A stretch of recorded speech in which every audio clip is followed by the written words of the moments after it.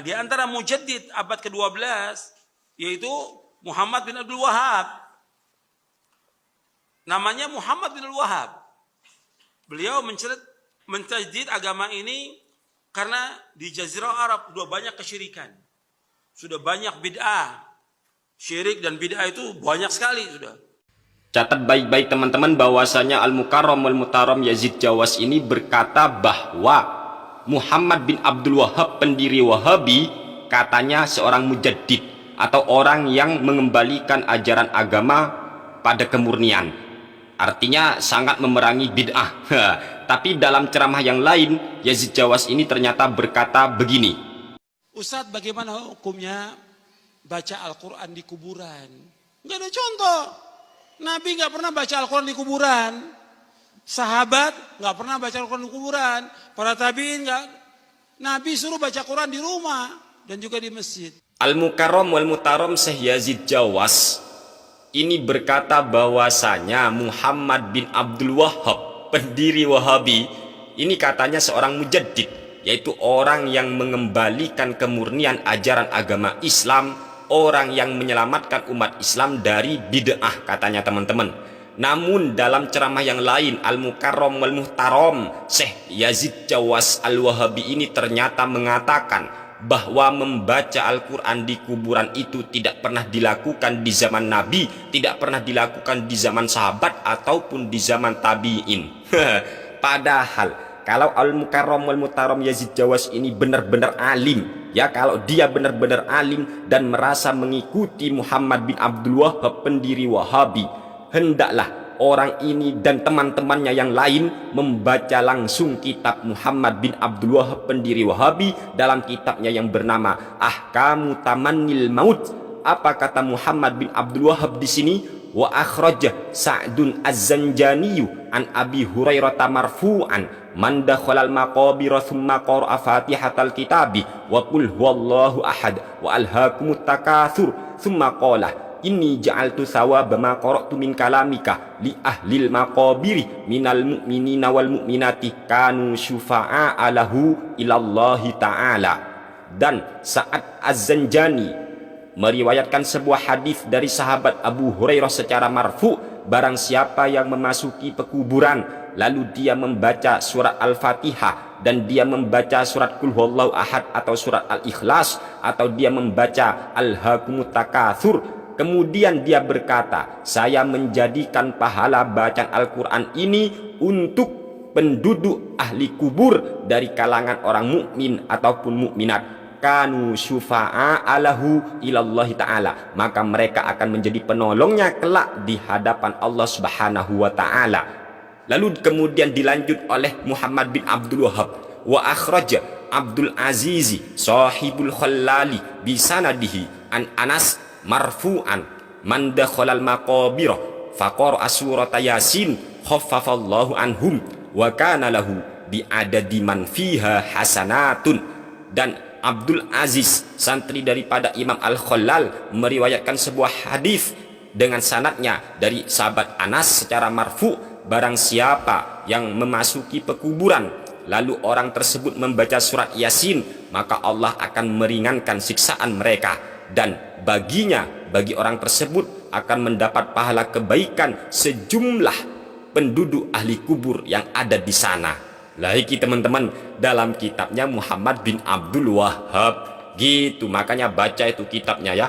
Bahkan di sini Imam Ibnul Qayyim Al-Jauziyah sebagai salah satu santri daripada Syekhul Islam Imam Ibnu Taimiyah yang juga sangat disanjung oleh kelompok sebelah, ternyata beliau Imam Ibnul Qayyim Al-Jauziyah berkata di dalam kitabnya Ar-Ruh, apa katanya? Waqad dzukira an jama'atin minas salafi annahum awsaw ayyuqra'ah inda kuburihim waqtad dafni. Diriwayatkan, disebutkan dari sekelompok ulama-ulama salaf bahwasanya mereka itu berwasiat agar dibacakan Al-Quran di sisi kuburan mereka ketika penguburan. Lah iki teman-teman, qala Abdul Haq yurwa anna Abdullahi ibna Umaroh amaroh ayyuqra'a inda qabrihi suratul Baqarati. Lagi Abdul Haq berkata diriwayatkan bahwa Abdullah bin Umar memerintah agar di sisi kuburannya dibacakan surat Al-Baqarah. Wa mimman ra'a dzalika Al-Mu'alla ibnu Abdurrahman, dan termasuk orang yang berpendapat demikian adalah Al-Mu'alla bin Abdurrahman. Bahkan di sini Imam Ibnul Qayyim Al-Jauziyah di sini meriwayatkan cerita tentang Imam Ahmad bin Hambal, teman-teman ya. Dulu itu Imam Ahmad bin Hambal di sini dijelaskan. Saya langsung bacakan aja teman-teman biar gak lama. Bahwasanya Imam Ahmad bin Hambal itu pertama kalinya melarang orang ngaji Al-Quran di kuburan. Lah waktu itu ya ada orang yang tunanetra membaca Al-Quran di sisi kuburan. Kemudian Imam Ahmad bin Hambal mengatakan kepada orang tersebut bahwasanya innal qira'ata indal qabri bid'ah. Nah, ngaji Al-Quran di kuburan itu bid'ah lagi kata Imam Ahmad bin Hambal. Lah setelah itu falamma kharajna minal maqabir, katanya setelah keluar dari kuburan maka qala Muhammad ibnu Qudamah li Ahmad bin Hambal. Lalu Muhammad ibnu Qudamah berkata kepada Imam Ahmad bin Hambal, wahai Abu Abdillah, apa pendapatmu tentang Imam Mubashir Al-Halabi? Ternyata Imam Ahmad bin Hambal menjawab, oh, Mubashir Al-Halabi itu thiqah, artinya bisa dipercaya. Kemudian Muhammad ibnu Qudamah berkata lagi, katabta anhu syai'a, apa kamu menulis atau mencatat riwayat daripada Imam Mubashir Al-Halabi? Qala na'am, ya saya mencatat riwayat daripada Mubashir Al-Halabi, kata Imam Ahmad bin Hambal. Setelah itu Imam Muhammad ibnu Qudamah berkata, Mubashir menceritakan kepadaku dari Abdurrahman bin Al-Ala Al-Lajlaj dari ayahnya bahwasanya dia itu berwasiat agar dibacakan di sisi kepalanya surat Al-Baqarah dan penghujung surat Al-Baqarah. Dan saya juga mendengar dari Ibnu Umar berwasiat demikian. Kemudian Imam Ahmad berkata kepadanya, kembalilah dan katakan kepada orang tersebut untuk membaca Al-Quran lagi di kuburan. Lagi teman-teman. Dan di sini juga dijelaskan dari Imam Az-Za'farani. Beliau bertanya kepada Imam Asy-Syafi'i tentang hukum membaca Al-Quran di sisi kuburan. Ternyata Imam Asy-Syafi'i menjawab, faqala la ba'sa biha. Imam Syafi'i menjawab, no problem, tidak masalah membaca Al-Quran di sisi kuburan. Bahkan wa dzakara al-Khallalu an Sya'bi qala kanatil ansaru idza mata lahumul mayitu ikhtalafu ila qabrihi yaqra'una indahul qur'anah.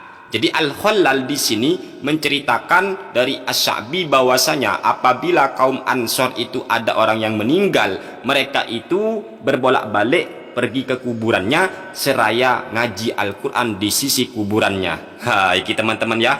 Jadi ini semua keterangan yang disampaikan oleh para pencetus Wahabi, teman-teman, ulama-ulama Wahabi, baik dari pendiri Wahabi sendiri yaitu Muhammad bin Abdul Wahhab, katanya sebagai mujaddid, ternyata meriwayatkan sebuah hadis secara marfu dari para sahabat Rasul, yaitu ngaji Al-Quran di sisi kuburan. Bahkan di sini Imam Ibnul Qayyim Al-Jauziyah, murid daripada Syekhul Islam Imam Ibnu Taimiyah, juga sangat menganjurkan di sini dengan membawakan cerita-cerita dari Imam Ahmad bin Hambal ataupun daripada Imam Asy-Syafi'i. Lah, ternyata di sini sangat dianjurkan ngaji Al-Quran di sisi kuburan, bukan bid'ah. Jadi kalau seumpama Syekh Al-Mukarram Yazid Jawas ini ngakunya ngikuti ulama salaf, pertanyaannya salaf sing mana? Apa salah fikir atau gimana?